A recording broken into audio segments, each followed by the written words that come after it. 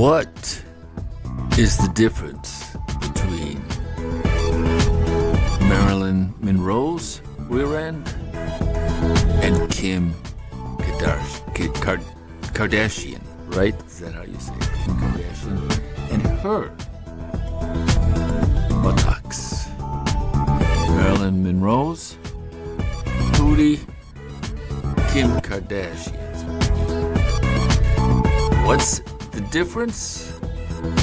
And how does that relate to the MAHA Glyphosate Meltdown?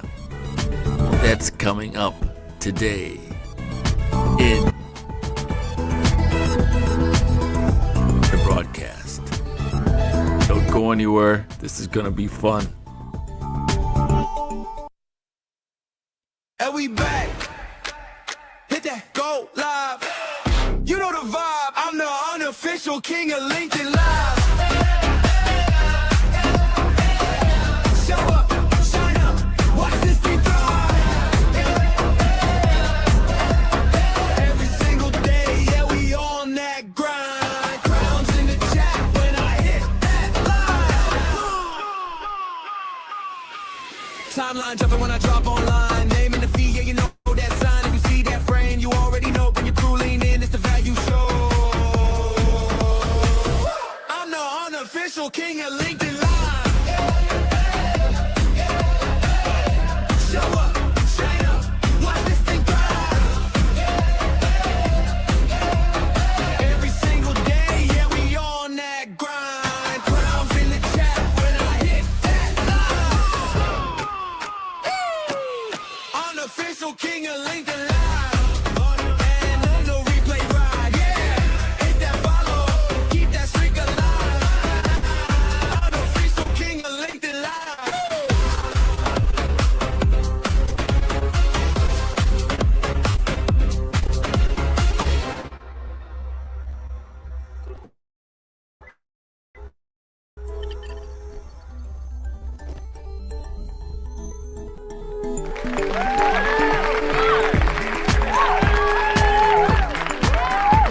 All right.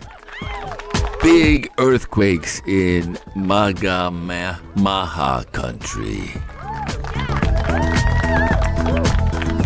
President Trump signed an executive order having to do with glyphosate and I believe phosphorus, the mineral phosphorus, or yeah, I think that's what it is. Just sort of catching up on everything. So let's take a quick look at what's happening and then we'll sort of get the details going together later. All right, let's check it out. So, how does a big political movement handle a major internal fight? Let's get into it. And all this noise, it's coming from a new executive order on the herbicide glyphosate. Supporters were outraged, accusing leaders of betrayal, but their response? A total game changer. First, they called the whole thing a trap. Then they hit him with some serious stats. Yup, 80% of us have this stuff in our bodies, but fixing it? Not so simple. They're saying, look, this is an uncomfortable truth. Our food supply depends on it for now. Okay, and this is where it gets really interesting. Watch how they pivot away from that order. They claim these state-level bills are the real, immediate danger to public health. So the whole point is to show this isn't a one-front war. They're fighting on multiple fronts. Their long-term game, pushing for a huge shift to new tech and different farming methods. And for proof their strategy works, they're pointing to some big grassroots wins in Florida. For instance, their Surgeon General found high arsenic levels in popular candies like Twizzlers. And that's their whole call to action, putting the power right back in your hands. Their message to supporters is all about unity. And they've got the polling data to back it up. The data suggests their core ideas aren't fringe at all. They're actually pretty mainstream. The warning is clear. If they turn on each other, they lose. That's what the opposition wants. So, here's the real question. Can a movement survive when a leader's compromise looks like betrayal?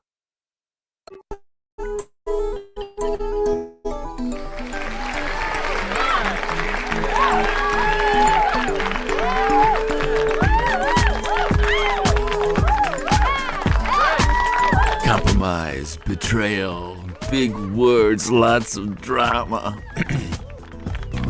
So before we go any further, so Trump signs this order. It says that glyphosate has to be made in the United States. And everybody starts going, oh my God, glyphosate causes cancer, this and that, and so on and so forth. But here's the deal.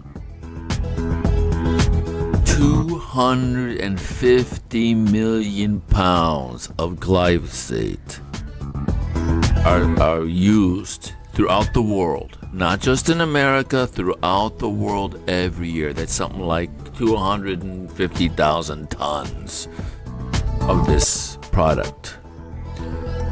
Without our consent, without our knowledge even. And it's mainly used for corn and soybeans. So if you're eating tofu or anything with corn syrup, you are on a glyphosate biberon. You're on a glyphosate lollipop.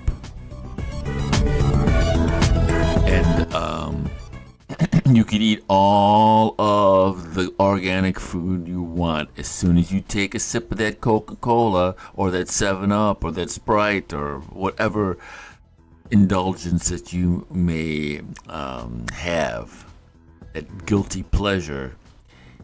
You're filling your body with this chemical. And so we're going to go through a quick first principles discussion. And we're going to go back to Kim Kardashian's rear end. All right, let's give a round of applause. All right. So, what's this line? We'll talk about in a sec. But this rear end was built around this date right here. Okay? Whereas this rear end was built around this date right here. You see how supple and nice and smooth this body is? Right? Every woman's rear end back then was pretty much looking something like this. And today, this rear end you see everywhere as well. And so let's get into this first principles discussion. What is the difference between the calcium ingested in terms of food? Let me get rid of this. There we go. What's the difference between the calcium ingested in terms of food on the table and the calcium one sees on the periodic table? Think about that. Here's the periodic table. Everything in the known universe, including the human body, is built from these fundamental elements. The calcium is right here. All right? So, that table is stardust. That periodic table comes from the Big Bang, when like all of the universe was like the size of an atom, and then boom, it exploded. This is modern physics. Give us one miracle and then we'll explain everything by science. So, think about it. What is the difference between the calcium that's here and the calcium on the breakfast table? All right? Drum roll, please. Do you have it? Do you have it? Well, the difference is... wrong slide. The difference is the calcium on the periodic table is a description of energy. It's defined by an atomic structure which includes electrons, protons, and an atomic nucleus. It is not a characterization of calcium as matter. Where's my... Yeah. All right. Human beings cannot absorb calcium from the field of energy. Humans need to ingest all essential nutrients in its material expression as a vitamin or a mineral, all right?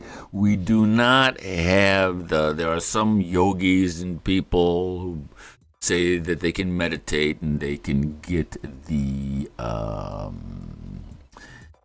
their sustenance from the vacuum. And today, we don't have this ability. And so we've got Leanne. Leanne, I don't want to mess up your last name. You sound like it's a very French name. So Leanne says, let's see if I can get. Leanne says, laughing out loud, I was not expecting this. I saw, let's see, I gotta be able to read. I saw this booty at the gym. Yes, okay, all right. So we'll talk about it. We'll continue on the booty discussion in just a second. So let's get back to the slides, right? And so we've cured 500 diseases in livestock which still plague humanity using clinical nutrition. If we consider using the health insurance pharmaceutical model for the livestock, so simple preliminary due diligence reveals that the hamburger would cost over $300 a pound, right? So every vertebrae needs like 60, almost half of the periodic table to exist, to live, to thrive. And we're only putting nitrogen, potassium, and phosphorus, NPK, into our food. It's been that way since the 70s, since the Green Revolution. We found out that we can put nitrogen, NPK, nitrogen, potassium, and phosphorus into the ground, and we get these beautiful plants. But the problem is when it comes to minerals, we're like 57 elements short. All right?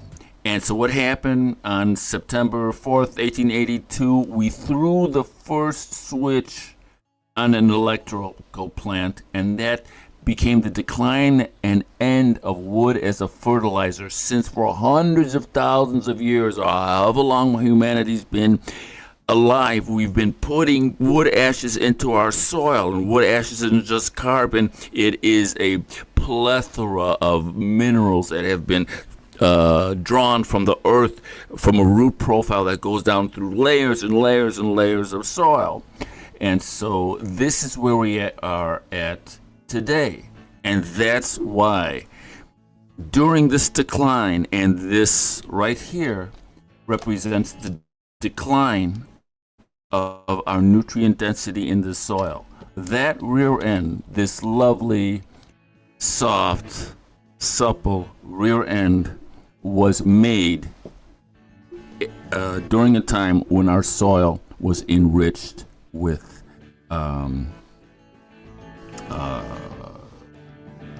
minerals. Okay, and then as we move on, her rear end was built. Her mom ate food from soil that was absolutely nutrient deficient. No nutrients in the soil. Okay? Do you see the difference? From here on the graph to here on the graph. All right? So, are you sick? Gee, I wonder why you're sick. I wonder why you've got problems. I wonder what the deal is. Right? And today, all of MD-directed medicine is based on original sin. There is no root cause for anything. You have original sin, you have a predisposition to disease, and the solution to that predisposition is a engineered petroleum molecule. All right? So we've killed God. Just because you kill God doesn't mean the architecture of faith vanishes. No, it doesn't vanish. It mutates. We've exchanged the green cross for the Christian cross. All right, and okay, Leanne. She you wrote another comment. She says, this was as a fitness coach. This discussion was fascinating. Let's give Leanne a round of applause. All right, thank you so much for your comment. Keep your comments coming in, and if you want to come in as a guest, Leanne, I'd be happy to. You could tell me how to. I don't want to mess up your last name. You can come on, and we can talk about your business as a fitness coach. Absolutely. All right. Fantastic. And so, what disease do you have? G. I don't know. Could it be that you have original sin? That you have a predisposition to diabetes, you have a predisposition to asthma, you have a predisposition to Alzheimer's, predisposition to fibromyalgia, and the solution is a petroleum molecule, right? You have original sin. Or is it possible that you could actually be nutrient deficient in some of the 60 to 90, we need 60 minerals, we need 16 vitamins, we need 12 amino acids, like almost 100 elements to thrive and to survive. All right, Leanne, outstanding. Let's give a cheer. Absolutely. We're going to connect.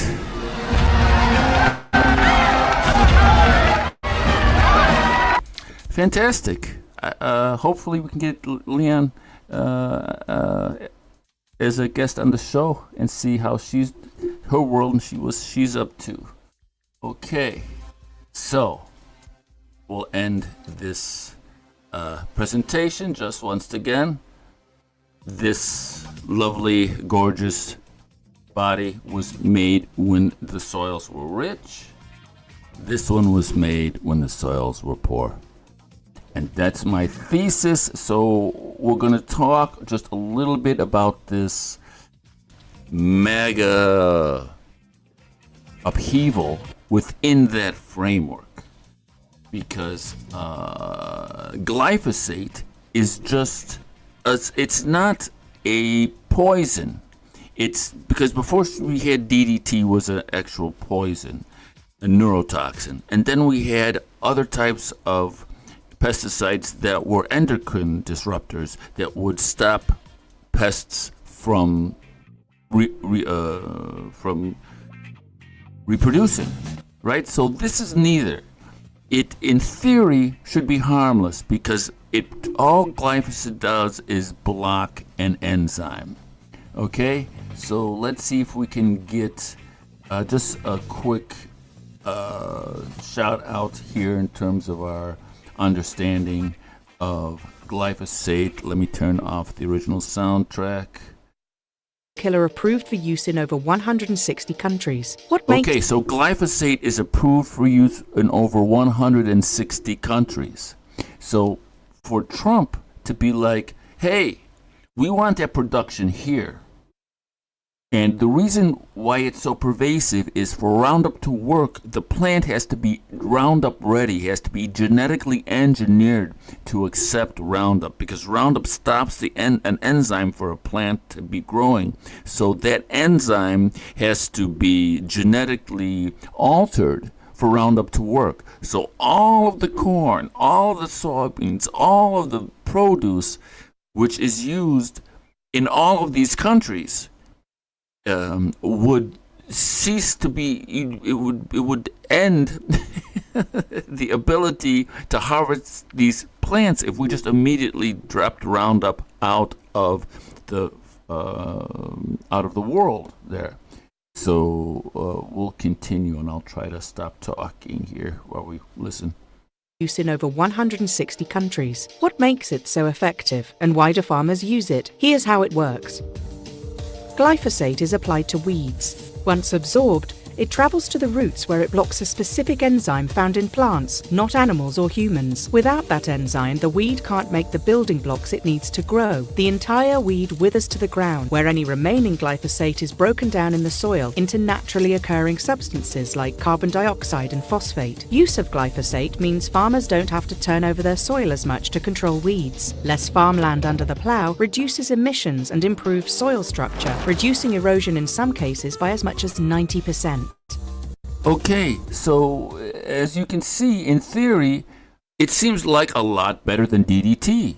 And it seems like a lot better than a neurotoxin, an endocrine trigger that stops insects from reproducing.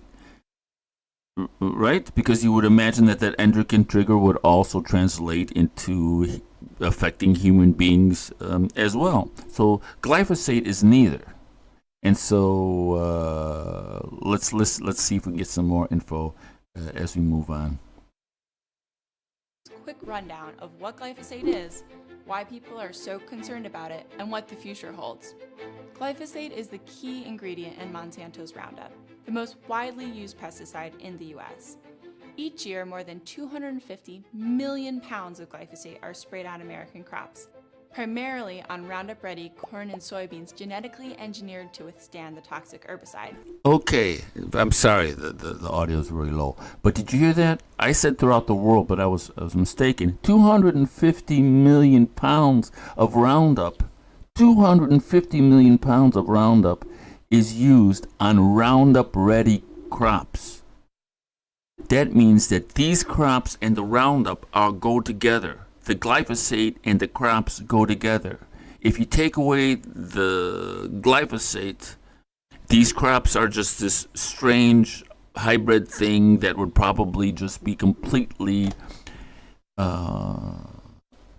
dominated by natural forces because it's a hybrid. It's genetically engineered. So the glyphosate comes in like this napalm and destroys all of the weeds or anything else that might be attacking the plant, and the plant can grow without any problem. So 250 million pounds. I forget what that is in tons. I have it here somewhere, but let's continue here. But it's also sprayed in our communities, in parks, golf courses, and even playgrounds. Fun fact, you can also find glyphosate in your cereal bowl. EWG tests of Cheerios and other oat-based cereals found shockingly high levels of glyphosate in almost every sample tested. Nearly every time a government agency or public interest group tests food for glyphosate, they find it. So why are people so concerned? In one word, cancer. In 2015, the World Health Organization designated glyphosate a probable carcinogen. Okay, so they're saying a probable carcinogen. They're saying like basically where there's glyphosate, there's cancer. But that doesn't necessarily mean that glyphosate actually causes cancer. So what I'm saying is the problem isn't glyphosate.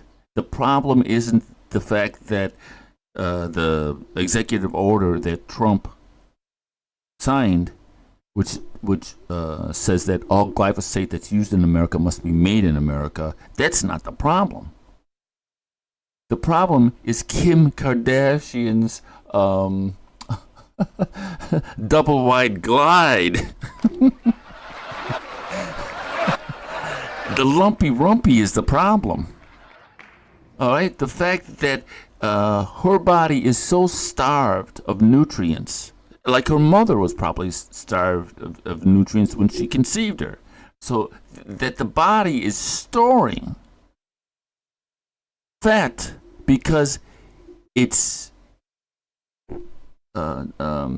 nutrient poor while being while the body is in a digestive paradise. The body is eating and eating and eating, but there's nothing in there. There's nothing There's no materials. There's all of this work. You're transporting all the trucks are moving lots of stuff, but none of those materials that gets dropped on the job site can build the house. So the body is just like, oh my God, we're starving. We're starving. All right? And so this is the problem. And this didn't happen because of glyphosate in particular. This happened because we stopped putting fertilizer into the soil, whether it's wood ashes or whatever it is. We stopped putting the 60 minerals that human beings need to survive in the soil. That's the problem. And so Leanne just gave us another message here. Let's see. I've got to get it so I can read it. As a menopausal specialist, fat. This is very concerning as toxins stay in the fat cells. Yes, toxins stay in the fat cells. That's very true. And and so what do we do? We've got all this toxic load and no nutrients in the body to help us remove this just ridiculous this ridiculously intense toxic load. And Leanne is also correct here that as we age, our ability to toxify decreases, and as we become nutrient deficient, our ability decreases that much more as we get older. So the fight that's happening in the MAGA world, in the MAHA world, with presidents signing this executive order, is one of a lack of a sort of global understanding of what really the problem is, and where we need to focus our energy. And so what I am arguing and what I am saying is this is where we need to focus our energy. All of these green stars that you see here, that's the materials list that human beings need to thrive. This is the periodic table of elements. This is the God stuff, right? Or nature's menu, however you want to call it. This is what we need to survive and to thrive. And these 3 red stars in the 60s and 70s, we figured out that all you need to put in is nitrogen, potassium, and phosphorus into the soil. Just 3 out of 60, and you get a plant that looks like it's growing healthy. But that plant is still nutrient deficient when it comes to human beings. And so glyphosate or no glyphosate, DDT or no DDT, endocrine trigger or no endocrine trigger, doesn't matter how many executive orders you sign, unless you are dealing with this problem, you're not you're not providing a solution to making America healthy again. The solution does not. The solution is not just about the pesticide. The solution is the nutrient value of the soil, nutrient density of the soil. And unless we attack and focus on the nutrient density of the soil, this glyphosate argument is secondary. Without nutrients, without the building blocks, without the materials list, just like Leanne says, your body is filled with toxins, and those toxins are stored into the fat. And if you are nutrient deficient, your body's going to store that fat. It doesn't have the energy, it doesn't have the power to get rid of those toxins. And so people say, well, all you have to do to lose weight is to exercise. That's the biggest myth on the planet, because your body doesn't hold on to fat because you're lazy. It's hold on to fat because it perceives that it's starving, and it doesn't have the power, it doesn't have the resources that it needs to take those toxins out of the body and to push it through the liver and to push it through the waste system and to evacuate it from the body. It just, the body's like, I don't have the resources to do this. So that's the argument that I'm making. And so I want to thank Leanne so much for her insightful comments. Let's give her a big round of applause, and we'll be in touch, and I'd love to talk to you more, Leanne. Maybe we could do an interview that we could feature live. We can do an interview privately, and then I can feature it live on the broadcast. All right, this has been a lot of fun. This is part 1, and then tomorrow I'm going to play part 2, which is the actual, I'll show you right here, the actual MAHA action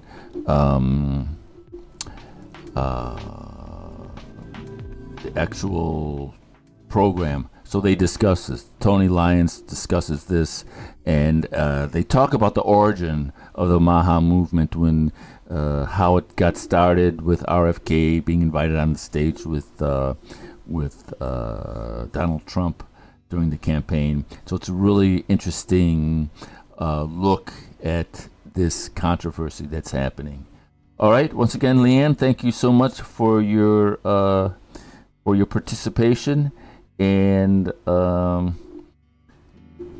yes, and thank you for your participation. I appreciate that you found this insightful and useful. All right.